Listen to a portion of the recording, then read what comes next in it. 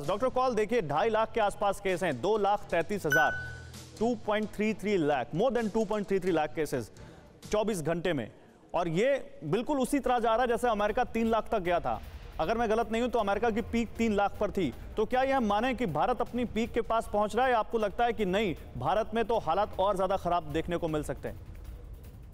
नमस्कार, thank you for having me back on the show. देखिए, unfortunately मैं I don't have a good news. मुझे लगता है पीक अभी बचा हुआ है और आएगा, लेकिन मैं बहुत स्वागत करता हूं प्रधानमंत्री की अपील का, और लोगों ने उनको सुना। ये जैसे डॉक्टर मिश्रा बोल रहे थे, बिल्कुल एग्री करते हैं हम। कई महीनों से, एक्चुअली अराउंड अ ईयर, मैं इंडियन नेशनल मीडिया अलग अलग मीडियम से बता रहा हूं कि सोशल गैदरिंग और मास गैदरिंग बिल्कुल नहीं होनी चाहिए, सुसाइडल है। पर मैं बहुत खुश हूं कि ये फाइनल डिसीजन आया, और मुझे तो लगता है रैलीज और इलेक्शंस पे भी बैन लगा देना चाहिए तुरंत काल से, क्योंकि अगर वो चलती रहेंगी तो सोशल डिस्टेंसिंग का कोई मतलब नहीं है। ई रैलीज के बारे में हमने पहले भी बात की थी, तो प्रधानमंत्री ने बहुत अच्छा डिसीजन लेकर है। नहीं, रैलियों को लेकर भी चुनाव आयोग ने, क्योंकि अब प्रचार का जो समय 48 घंटे पहले खत्म हो जाता था, वो 72 घंटे कर दिया बढ़ा के। रात में 10 से लेकर सुबह 6 या 7 बजे तक उन्होंने कहा कि आप प्रचार नहीं कर सकते।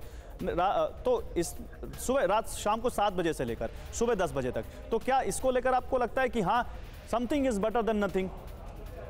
देखिए, something is definitely better than nothing, लेकिन medically speaking virus does not care कि आप रात को उठ रहे हैं या शाम दिन में उठ रहे हैं। True. हमें चेन ब्रेक करने के लिए एक्यूट मेजर्स लेने पड़ते हैं जो साइंस को फॉलो करते हैं। पॉलिटिकल मेजर्स को फॉलो नहीं करते, नहीं फर्क पड़ता। देखिए, चाइना ने बहुत अच्छा कर्टेल किया, उनके पास कम्युनिज्म है, ह्यूमन राइट्स का उन्होंने साइड पे रख के वायरस से डील किया।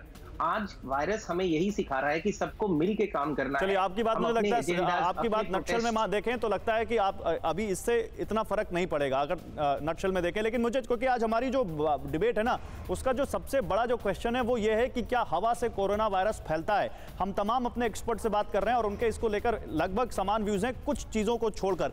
आपका क्या मानना है इस पर? लैंसेट की जो स्टडी है।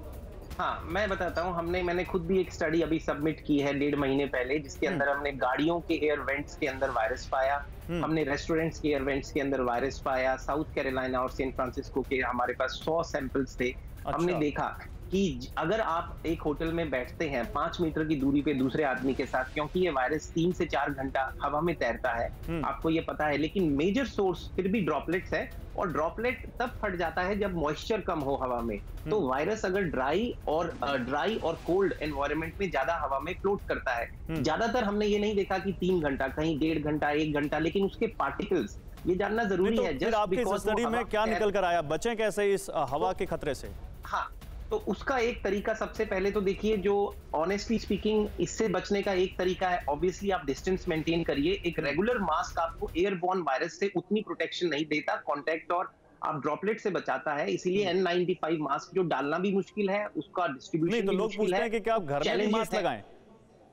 नहीं, अगर आपके घर में कोई संक्रमित आदमी है तो आप उसे उस कमरे में रखिए जहां पे वेंटिलेशन है आउटसाइड, मतलब खिड़की है, और वहां पे एक फैन लगाइए ताकि हवा का फ्लो घर से बाहर की तरफ हो, उसके कमरे से बाहर की तरफ हो, उसके कमरे से अंदर ना हो। और ऐसे आदमी को दूसरों से काफी दूर रहना चाहिए। इवन जब उसके सिम्टम्स खत्म हो जाए, उसके 2 हफ्ते तक वो वायरस शेड करके दूसरे को दे सकता है। तो ये स्टडीज दिखा रही हैं, बहुत डाटा। डॉक्टर अग्रवाल, देखिए डॉक्टर अग्रवाल, क्योंकि भारत ना विविधताओं वाला देश है। यहाँ पर आप मिडिल क्लास, लोअर क्लास और हाई क्लास सबको एक पैमाने पर नहीं तौल सकते। फिक्र आपकी, सोमवार से शुक्रवार रात 9 बजे सिर्फ TV9 भारतवर्ष पर।